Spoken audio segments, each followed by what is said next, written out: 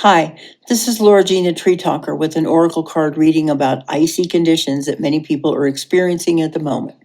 The promise made this last election was that the border was going to get controlled and the worst of the worst criminals expelled.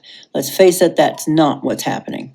Masked, heavily armed, seemingly untrained people are being sent to targeted areas apparently in order to frighten everybody into submission. My question was, how will the whole thing affect our collective national reality about immigration? The first five cards indicate that at all of it, ICE raids, the current policies opposed to the previous ones, all the uproar, will ultimately have little effect on our collective headspace about immigration because it's not a simple issue. The thing is, we need new people and new ideas, and not everyone who comes in will be the best of the best. The cards are saying that first, we will start trying to figure out how to establish a better system.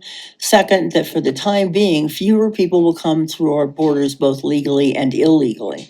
And third, that the best we can hope for this time of confrontation is that we will have learned something more about our immigrants.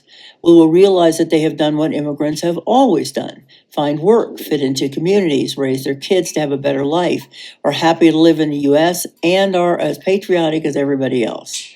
First three clarifying cards answer, what effect will this incident have on the November elections? These three cards indicate that the issue of immigration will become more important for the next Congress, so candidates will have to talk about it, but it won't determine the outcome of the election. As it's been said before, it's the economy, stupid. The second three clarifying cards answer the question, what will a certain faction's attitudes towards immigrants exhibited by ICE do to change the overall policies in the future? These three cards indicate that we as a people are learning the importance of immigrant populations to the well-being of our society, and that a lot of the false information claiming they take from us and give nothing back is wrong. It also says to me that this particular incarnation of the way to control immigration will end reasonably soon, and the situation will be contained because we're seeing it's way too extreme.